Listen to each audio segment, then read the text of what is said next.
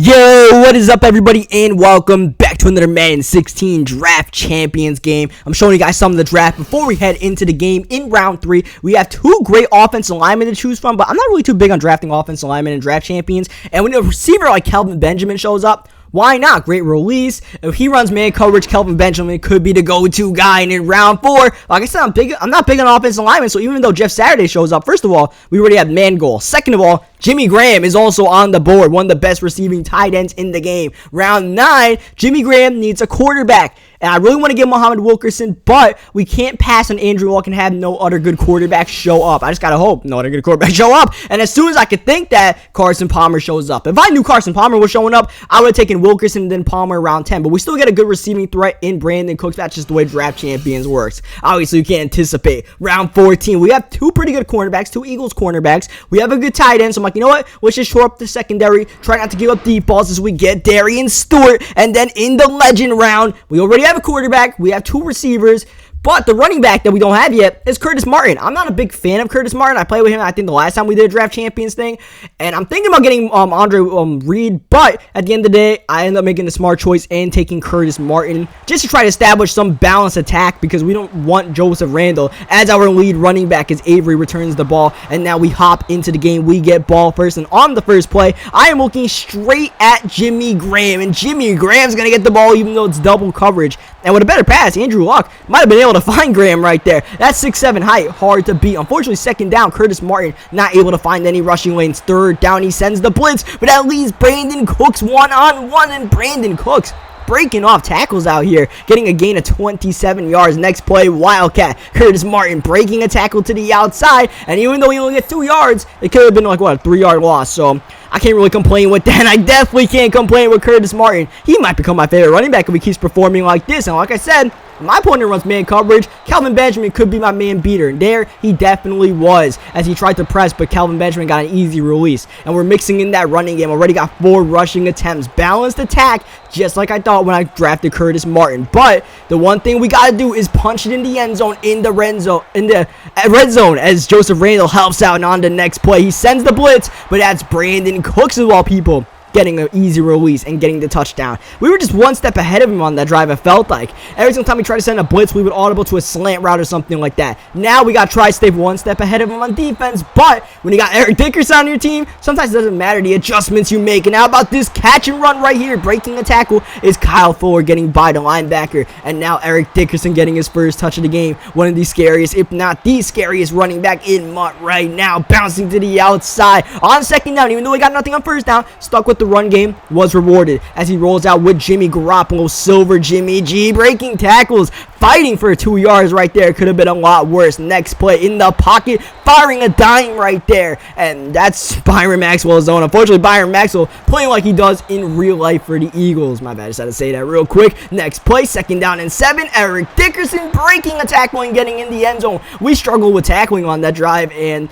Eric Dickerson's a guy you can't bring down. He will go off. He does not mind going 1-on-11 on your team, no matter how good you are. And just like that, he scores 7. Unfortunately, when I said we were one step ahead of our opponent, he was one step ahead of us on that drive. Second down and 9. He better be able to cover Jimmy Graham because I will be looking for Graham. He is the primary option in our passing offense. And if he's open like that, it's going to be a big, big day. Second down and 4. Graham wide open, burning the man coverage right there. Under a minute left to go before half right now, trying to get the big 7 points. Jimmy Graham's covered over the top, so we take the underneath route right there. Hopefully that'll eventually open up Graham. Second down and 3, getting Curtis Martin a touch on this drive. On the screen, we're going to take it out of bounds to stop the clock with 45 seconds left, trying to get it in the end zone. Next play, Jimmy Graham is wide open, and he's going to get it in the end zone just like that. You don't leave Jimmy Graham one-on-one. That's a mistake, especially with Michael Kendricks on him. He's fast, but he might be able to cover some tight ends, but not my man Graham as he runs a screen pass. No one can cover Eric Dickerson, especially when he has blocking,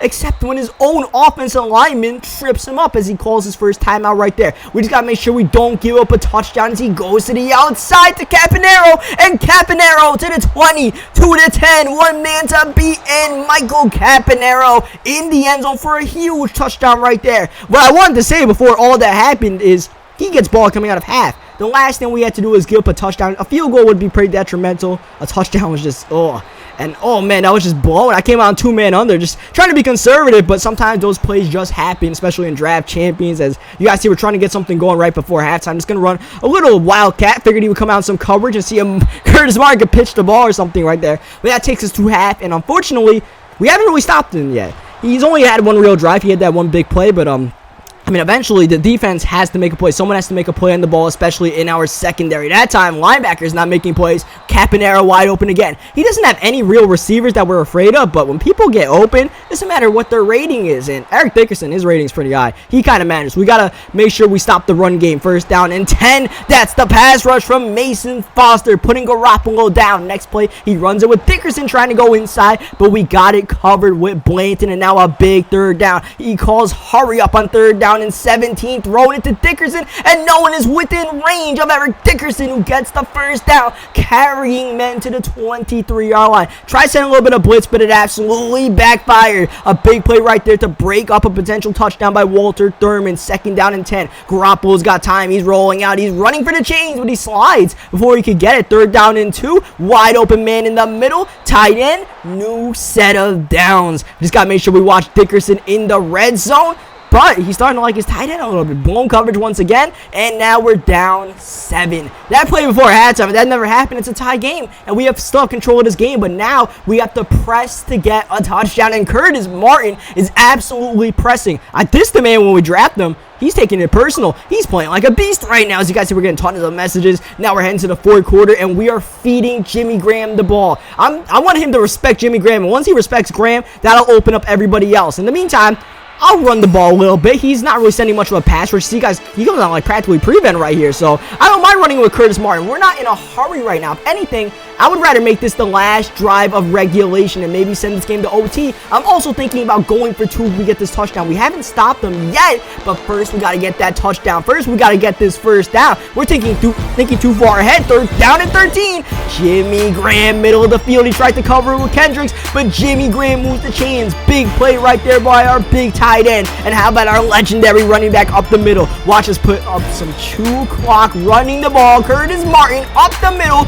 breaking tackles, getting to the 2-yard line, and he calls his timeout. A touchdown is almost inevitable. He's just trying to preserve a game-winning drive for himself, but we're not getting it on first down, and we're not getting it on second down. Luck denied back-to-back, and now it's all about defense at the goal line for him. Pitching to the outside is Curtis Martin, cutting it back in, and we get the touchdown, and we're going for the PAT to tie the game up. The defense hasn't gotten a stop yet, but we're going to show some faith in them now to try to end this game potentially. We get a turnover, we could win it. If not, just try to send this one to OT. He's out of timeouts. He's running the screen. Eric Dickerson got some blocks. Dickerson joking, and Dickerson down by Blanton, short of moving the chains. Second down and 1. Jimmy G's got time, but here comes the pressure. Ball bouncing around, incomplete pass. Third down and 1, 58 seconds left. He's got a bunch of short routes. He's rolling around with Garoppolo. Men open. Garoppolo buying time. Got him in, but the pass is broken up, and now on 4th and 1, he's going for it. The game on the line right here. Dickerson up the middle.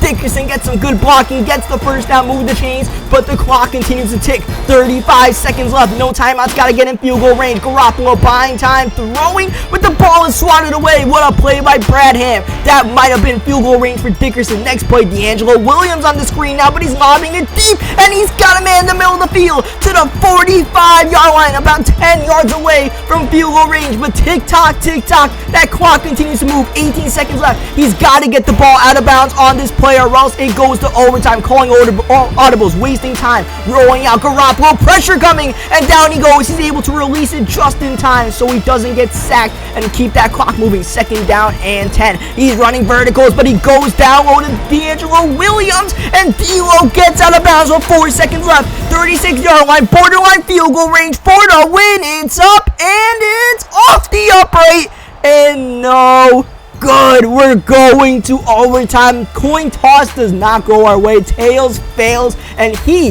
who has not been stopped so far in this game, once again gets the ball, a chance to score a touchdown, win the game without our offense touching the field. First down. What a ballsy throw in the middle of the field, and it is complete. Garoppolo is having one heck of a game. Dickerson is a little bit silent right now. Second down and 7. He runs, hurry up, going to the outside, got a man, and what a catch to keep it in bounds and move the chain. Sideline says out of bounds, but it's definitely inbounds as he runs the screen, but we're all over Dickerson. Second down and 10. Trying to watch Dickerson, make sure he doesn't break free, but there he is on the flats. Dickerson breaking tackles. Eric Dickerson showing his strength in overtime, and now he's 35 yards away, but a big third down and 2 right here. He's going deep, and he's got a man in the middle of the field, breaking tackles to the 4-yard line. He is knocking on the door. He's running a screen. Dickerson almost gets picked off, but there goes the Dick to end the game in overtime with a walk-off touchdown on the screen pass. Tough game right there. Tightly contested game. A game of no defense, really. And he ends up winning on a walk-off touchdown. Tough game right there. I was just really hoping someone would make a play. I had someone in a light blue in case he ran a screen, but it was just not meant to be. It's all good. We all lose games sometimes, right? Don't go hard on me too much in the comment section. Leave a like on this video if you enjoyed it. Subscribe if you enjoyed the game. And I'll catch you guys next time.